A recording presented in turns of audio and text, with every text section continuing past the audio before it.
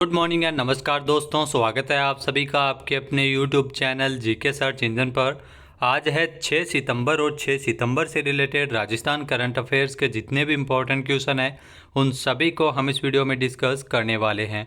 तो पूरा वीडियो बहुत ध्यान से देखना और वीडियो के एंड में मैं आपसे क्वेश्चन पूछूंगा जिसका आंसर आपको कमेंट बॉक्स में देना है।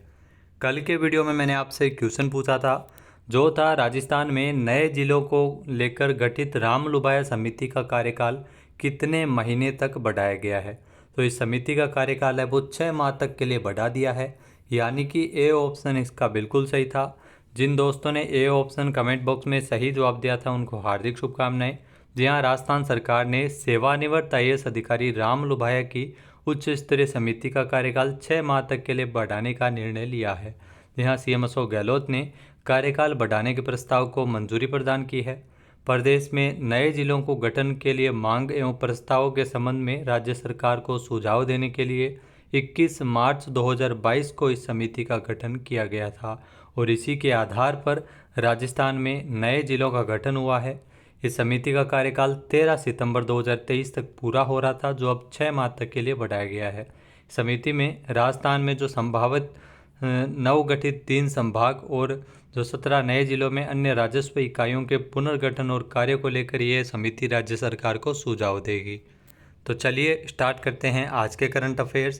पहला क्वेश्चन है, राजस्थान में मुख्यमंत्री कामधेनु बीमा योजना का शुभारंभ कब किया जाएगा। तो ये आपको ध्यान में रखना है, राजस्थान में मुख्यमंत्री कामधेनु बीमा योजना, इसका जो शुभारंभ समारोह है वो 6 सितंबर को आयोजित होगा।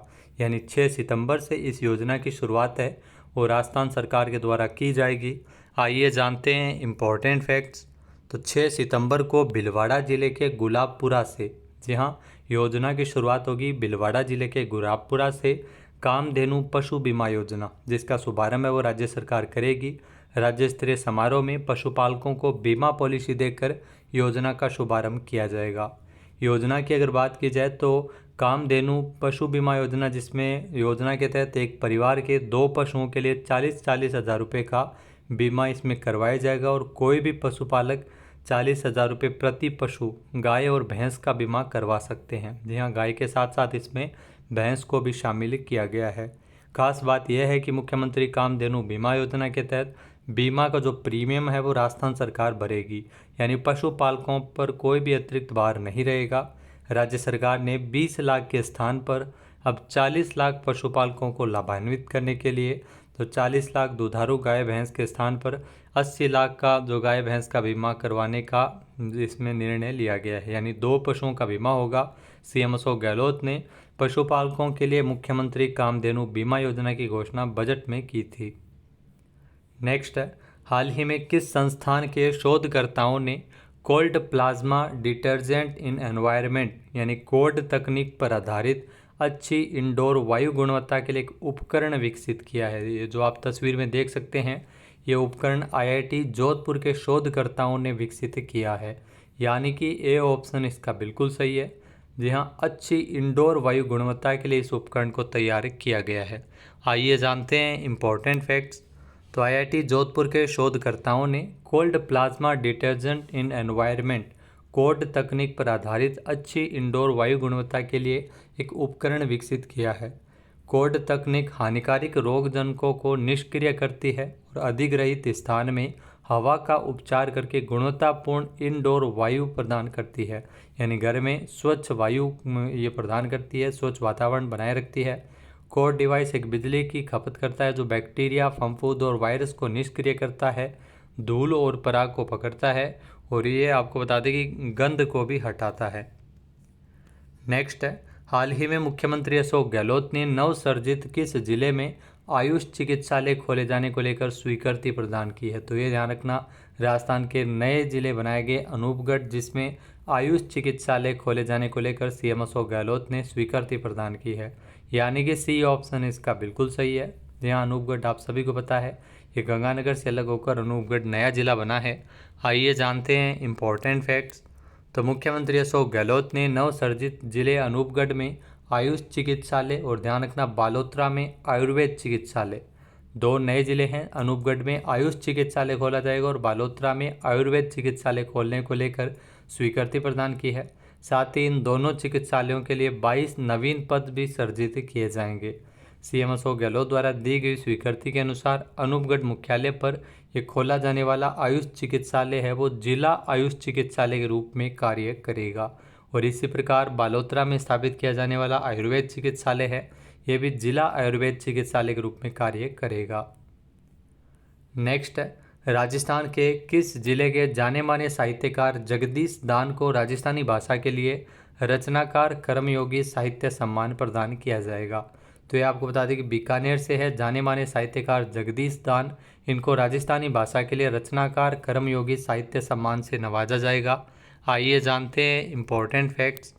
तो कोलकाता की प्रतिष्ठित संस्था रचनाकार एक साहित्यिक एवं सांस्कृतिक क्रांति तत्परिवर्तन भव की ओर से जो बीकानेर के जाने माने साहित्यकार, जी हाँ जाने माने साहित्यकार जगदीश दान, जिनको राजस्थानी भाषा के लिए रचनाकार कर्मयोगी साहित्य सम्मान 1 अक्टूबर को यह पुरस्कार इनको मिलेगा। रचनाकार प्रबंधन समिति ने साल 2023 के लिए समस्त साहित्य सम्मान पुरस्कारों के योग्य पात्रों के चयन में रत्नों को शामिल किया है। सम्मान समारोह एवं वार्षिक अधिवेशन 1 अक्टूबर को रत्नों को रचनाकार कर्मयोगी ननी गोपाल चक्रवर्ती स्मृति साहित्य सम्मान राजस्थानी भाषा के लिए दिया जाएगा। नेक्स्ट है, हाल ही में विमुक्त घुमंतु एवं अर्ध घुमंतु समुदाय के उत्थान के लिए किस राज्य सरकार के द्वारा डीएनटी पॉलिसी लाई जाएगी? तो ये ध्यान रखना, राजस्थान सरकार के द्वारा इसकी घोषणा की गई है, यानी कि ए ऑप्शन इसका बिल्कुल सही है। आइए जानते हैं इम्पोर्टेंट फैक्ट्स। तो राजस्थान में विमुक्त घुमंतु एवं अर्ध घुमंतु समुदाय के उत्थान के लिए जल्द ही राजस्थान सरकार डीएनटी पॉलिसी लेकर आएगी। यहाँ डीएनटी पॉलिसी सरकार के द्वारा लाई जाएगी। इसी के साथ ही विमुक्त घुमंतु एवं अर्ध घुमंतु जनजातियों जो डीएनटी के विकास के लिए 50 करोड़ रुपए के कोष की भी स्थापना राजस्थान सरकार के द्वारा की गई है। डीएनटी समाज की पारंपरिक कलाओं एवं उद्यम हेतु 5 करोड़ रुपए की लागत से डीएनटी रिसर्च एवं प्रिजर्वेशन सेंटर भी बनेगा। तो ये ध्यान रखना, तीनों ही बिंदु आपके लिए महत्वपूर्ण है। इसके अलावा विमुक्त घुमंतु एवं अर्ध घुमंतु जनजाति समुदाय डीएनटी ने जो स्वतंत्रता संग्राम में महत्वपूर्ण योगदान दिया था, इसी की वजह से अंग्रेजों ने क्रिमिनल ट्राइब्स एक्ट, जी हाँ क्रिमिनल ट्राइब्स एक्ट 1871 जैसा अत्याचारी कानून बनाकर इस समुदाय को काफ़ी प्रताड़ित किया था। आज़ादी के बाद प्रधानमंत्री जवाहरलाल नेहरू जो तत्कालीन पीएम थे, जिन्होंने 1952 में इस दमनकारी कानून को निरस्त करते हुए विमुक्त घुमंतु एवं अर्ध घुमंतु जनजातियों पर हो रहे अन्याय को समाप्त किया था। नेक्स्ट है, हाल ही में राजस्थान के शाहपुरा जिले में नवनिर्मित देवनारायण बालक आवासीय विद्यालय का संचालन शुरू करने हेतु मंजूरी किसने प्रदान की है? तो सीएम अशोक गहलोत ने इसे मंजूर किया है, यानी कि ए ऑप्शन इसका बिल्कुल सही है। आइए जानते हैं इम्पोर्टेंट फैक्ट्स। तो राजस्थान के नवगठित जिले शाहपुरा में जो नवनिर्मित देवनारायण बालक आवासीय विद्यालय का संचालन शुरू होगा, सीएम अशोक गहलोत ने इसके प्रस्ताव को मंजूर किया है। इस विद्यालय की आवासीय क्षमता 280 होगी और यहाँ कक्षा 6 से लेकर 12वीं तक के बच्चे पढ़ सकेंगे। विद्यालय के संचालन के लिए 23 शैक्षणिक एवं गैर शैक्षणिक पदों का सृजन भी किया जाएगा। नेक्स्ट क्वेश्चन है, हाल ही में देश के पहले इंस्टीट्यूट ऑफ डर्मेटोलॉजी की स्थापना राजस्थान में कहाँ की जाएगी? तो देश के पहले इंस्टीट्यूट ऑफ डर्मेटोलॉजी की स्थापना वो राजस्थान में जयपुर में की जाएगी, यानी कि ए ऑप्शन इसका बिल्कुल सही है। आइए जानते हैं इम्पोर्टेंट फैक्ट्स। तो जयपुर के एसएमएस हॉस्पिटल में जो देश में रोल मॉडल ये बनेगा, क्योंकि देश के पहले इंस्टीट्यूट ऑफ डर्मेटोलॉजी की स्थापना जयपुर के एसएमएस हॉस्पिटल में की जाएगी। तकरीबन 7 करोड़ रुपए की लागत से बनाया जाएगा। चरक भवन में सिविल कार्य के लिए पीडब्ल्यूडी को 2.81 करोड़ रुपए वो स्वीकृत हुए हैं और लंदन के बाद में दूसरा इंस्टीट्यूट ऑफ डर्मेटोलॉजी है जिसकी स्थापना जयपुर के एसएमएस हॉस्पिटल में की जाएगी। नेक्स्ट है, पवन ऊर्जा के क्षेत्र में राजस्थान देश में कौन से स्थान पर है? तो राजस्थान का पवन ऊर्जा के क्षेत्र में पहला स्थान है, यानी कि बी ऑप्शन यहाँ पर बिल्कुल सही है। आइए जानते हैं इम्पोर्टेंट फैक्ट्स। तो पवन ऊर्जा के क्षेत्र में राजस्थान देश में पहले नंबर पर है। साल 2022-23 में देश में सर्वाधिक पवन ऊर्जा परियोजनाएं स्थापित करते हुए पवन ऊर्जा के क्षेत्र में राजस्थान है वो दूसरे राज्यों से काफ़ी आगे निकल चुका है। साल 2022-23 में प्रदेश में 867 मेगावाट क्षमता की नई पवन ऊर्जा परियोजनाएं स्थापित की गई है, जो अन्य राज्यों की अपेक्षा सर्वाधिक है। साल 2022 में प्रदेश में कुल 4,337 मेगावाट पवन ऊर्जा क्षमता स्थापित की गई है, जो मार्च 2023 में बढ़कर 5,204 मेगावाट हो गई थी। नेक्स्ट, हाल ही में 5 सितंबर को मनाए गए राष्ट्रीय शिक्षक दिवस 2023 की थीम क्या रखी गई है। यहाँ 5 सितंबर को डॉक्टर सर्वपल्ली राधाकृष्णन की जयंती के अवसर पर राष्ट्रीय शिक्षक दिवस मनाया जाता है और शिक्षक दिवस की इस बार की जो थीम रखी गई थी वो है शिक्षा पुनर्प्राप्ति के केंद्र में शिक्षक। तो इस थीम पर राष्ट्रीय शिक्षक दिवस 5 सितंबर को मनाया गया था, यानी कि ए ऑप्शन इसका बिल्कुल सही है। आइए जानते हैं इम्पोर्टेंट फैक्ट्स। तो भारत में राष्ट्रीय शिक्षक दिवस जो हर साल 5 सितंबर को मनाते हैं, यह समाज में शिक्षकों के योगदान का सम्मान करने और जश्न मनाने का दिन है। आपको बता दें कि 1962 से 1967 तक भारत के दूसरे राष्ट्रपति रह चुके डॉक्टर सर्वपल्ली राधाकृष्णन की याद की श्रद्धांजलि के रूप में इसे मनाया जाता है। राष्ट्रीय शिक्षक दिवस 2023 की जो थीम रखी गई है वह शिक्षा पुनर्प्राप्ति के केंद्र में शिक्षक है। नेक्स्ट है, हाल ही में 4 से 6 सितंबर 2023 तक भारतीय नौसेना कमांडर सम्मेलन 2023 के द्वितीय संस्करण का आयोजन कहाँ किया जा रहा है। तो इसका आयोजन 4 से लेकर 6 सितंबर तक राजस्थान की राजधानी नई दिल्ली में किया, भारत की राजधानी नई दिल्ली में इसका आयोजन है वो किया जा रहा है 4 से लेकर 6 सितंबर तक, यानी कि ए ऑप्शन इसका बिल्कुल सही है। आइए जानते हैं इम्पोर्टेंट फैक्ट्स। तो भारतीय नौसेना कमांडर सम्मेलन 2023 के द्वितीय संस्करण का आयोजन 4 से लेकर 6 सितंबर तक नई दिल्ली में इसका आयोजन किया जा रहा है।